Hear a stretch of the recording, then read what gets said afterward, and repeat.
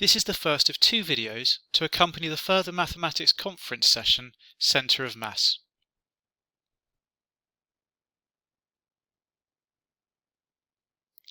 We will begin by going over the calculation for finding the centre of mass of a compound lamina.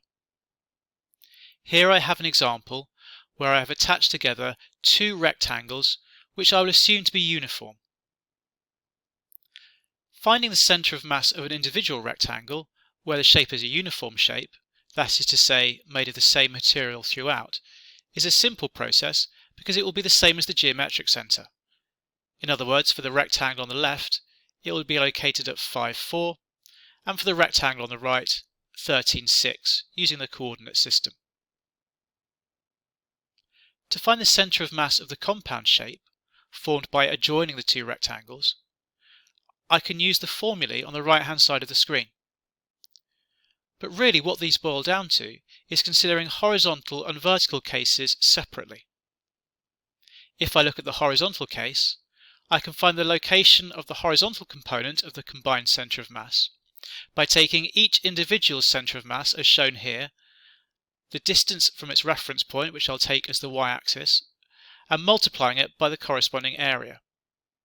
So for example, here I will be doing 5 multiplied by 8 times 10, the horizontal position of the centre of mass of the left-hand rectangle multiplied by its area, plus 13 multiplied by 6 times 12, the area of the right-hand rectangle multiplied by its horizontal position. If I add these two answers together, I will get the same result as if I multiplied the total area of the shape by the centre of mass of the combined shape. Rearranging this calculation as shown means that I can find the centre of mass of the combined shape, or rather its horizontal position, which I'm terming x bar. Repeating the calculations in the y direction, starting from the x-axis as my reference point, gives me the y-coordinate of the centre of mass. And we can therefore see where this would appear on the combined shape.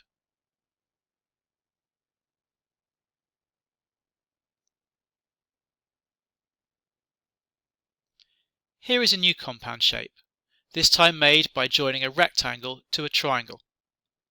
You might like to pause the video at this point and have a go at finding the coordinates of its centre of mass. It's an important point to start with your reference point and choose where you want the origin to be. You will always get the same answer, but careful selection of the origin might make the calculation more straightforward. For this calculation, we also need to know that the centre of mass of a triangle is located 1/3 of the distance from any straight edge to the corresponding opposite vertex. Where we have a right-angled triangle, as in this case, that means that the centre of mass will be located 1/3 from the top of the triangle and also 1/3 from the left-hand side of the triangle. Here are the calculations for the shape concerned.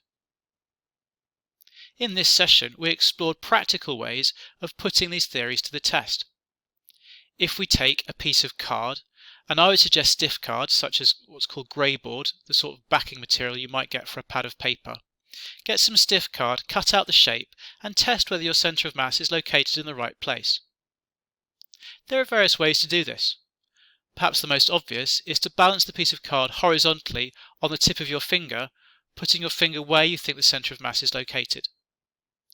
There's always a certain amount of margin of error that needs to be left here, so if you try to balance it on, for example, the point of a compass, you might find that very difficult. A finger tip gives just about the right amount of tolerance. There are also questions, often common in exams, where students will have to work out the angle between a centre of mass and a line when the shape is dangled from a particular point. And once you've made the shape out of cardboard, you can replicate that. If I suspend my lamina from any point, then the centre of mass will be located vertically below it.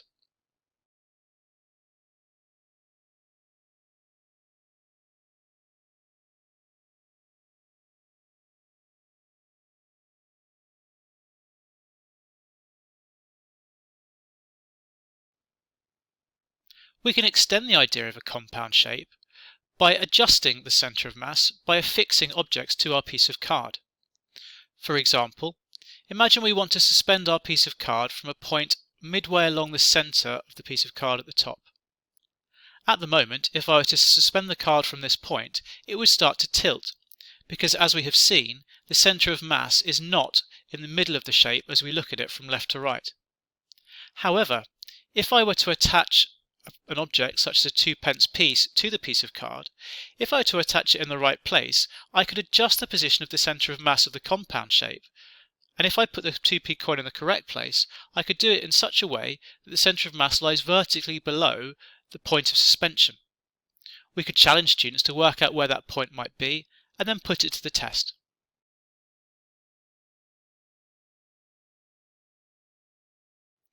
This slide shows the calculations that were necessary using the different masses for the card that we used at the conference session. Clearly, depending on the card that you are using and the shape that you choose for an activity like this, students will need to do their own calculations. But this gives a sense of the complexity involved. Something else you could explore with students is using technology to find the centre of mass. For example, the GeoGebra software package has a function called centroid, which finds the geometric centre of a polygon.